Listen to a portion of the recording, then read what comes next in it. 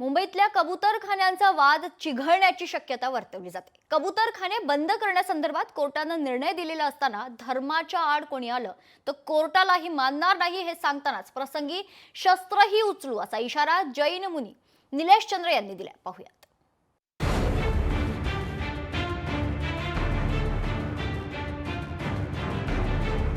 मुंबईत कबूतरखाना आणि कबुतरांना दाणं टाकण्यास बंदी करण्यात आली आहे। उच्च न्यायालयाच्या आदेशानुसार मुंबई महापालिकेनं अनेक ठिकाणी कबूतरखाने बंद केले आहेत। दादरच्या कबूतरखान्याला मुंबई महापालिकेनं ताडपत्रीनं झाकलं होतं। त्यानंतर जैन समाजानं आंदोलन करत कबूतरखान्यावरील ताडपत्री काढून टाकण्याचा प्रयत्न केला। आंदोलक कबूतरखान्यामध्ये घुसून त्यांनी ताडपत्री सोडवून कबूतरखाना सुरू करण्याचा प्रयत्न केला। यावर न्यायालयानं ताशेरे सुद्धा ओढले। या सगळ्या घडामोडींनंतर प्रकरण निवळेल असं वाटत असतानाच तिथं दादरमधून एक नवा व्हिडिओ समोर आला। लालबागच्या एका जैन रहिवाशानं दादरमध्ये येऊन गाडीवर कबुतरांना खाद्य टाकल्याचं पाहायला मिळालं। एवढंच नाही तर आणखीन 12 गाड्या येणार असंही सांगून टाकलं। कौन है? आपका गाड़ी है? किधर रहते हो आप? हाँ, लालबाग में। आपके इधर ये करने को जगह नहीं है? आपके घर बिल्डिंग के नीचे करो ना। 12 गाड़ी और आ रही है। अच्छी बात है, अच्छी बात है। आप यानी हमें धमका रहे हो कि आप 12 गाड़ी और ले रहे हो। नहीं नहीं, आप सही हो। आपके इधर जगह नहीं है ये करने को। वहाँ पे डालने के लिए मना किया है ना।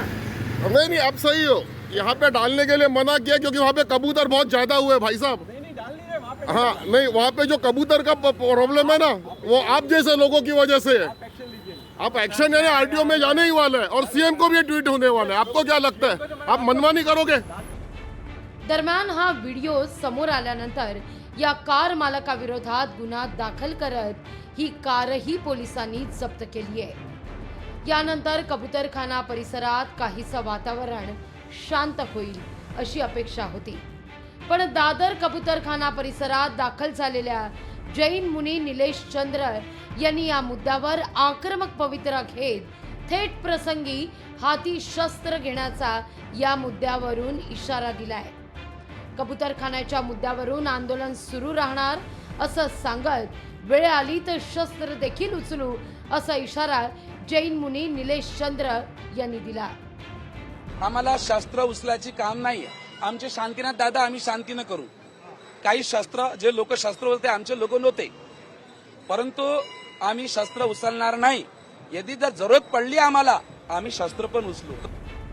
दरम्यान 3 जुलैला पावसाळी अधिवेशनादरम्यान मंत्री उदय सामंत यांनी कबुतरांच्या विष्ठेमुळे आणि पिसांमुळे श्वसनाचे आजार होण्याचा धोका असल्यानं मुंबईतील 51 कबूतरखाने तात्काळ बंद करण्याची घोषणा केली।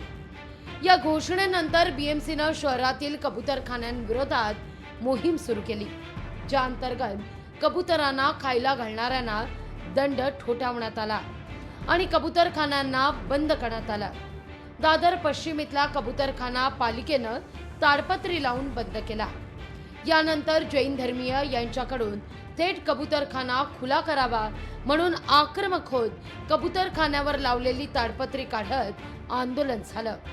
यानंतर मात्र हे सगळं प्रकरण कोर्टात पुन्हा सुनावणीला गेलं आणि न्यायालयानं आंदोलनावर ताशेरे ओढत कबूतरखाने बंदच राहतील असे आदेश दिले।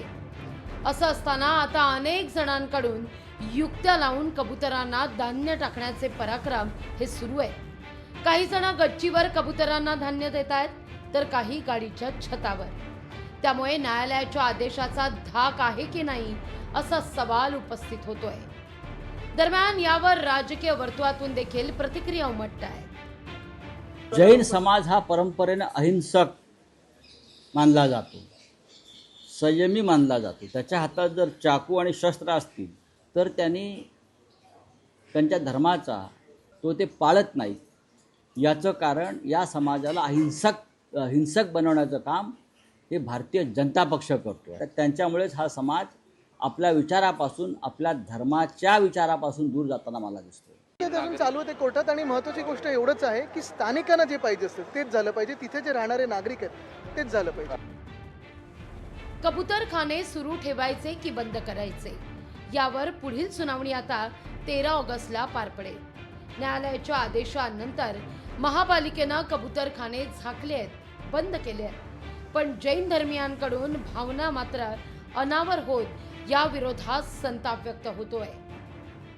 आम्ही संविधानाला मानत आहे ना, आता कोर्टाला मानतो ना, देवेंद्र फडणवीसला मानतो ना. आमच्या धर्माच्या जर विरुद्ध राहिलं तर बस, धर्माच्या विरुद्ध राहिलं तर कोर्टला आम्ही मानणार नाही. याच पार्श्वभूमीवर आता दादर इथल्या कबूतरखान्याच्या परिसरात तगडा बंदोबस्त देखील वाढवण्यात आला आहे. पोलीस असतील किंवा जैन बांधव असतील आणि महापालिका असतील यांमध्ये आपापसात होणारा संघर्ष हा 13 तारखेला लागणाऱ्या न्यायालयाच्या निकालावर अवलंबून असेल. नाहीतर अहिंसाप्रिय मानल्या जाणाऱ्या जैन समाजाने आता हातात थेट शस्त्र घेण्याची भाषा वापरलेली आहे.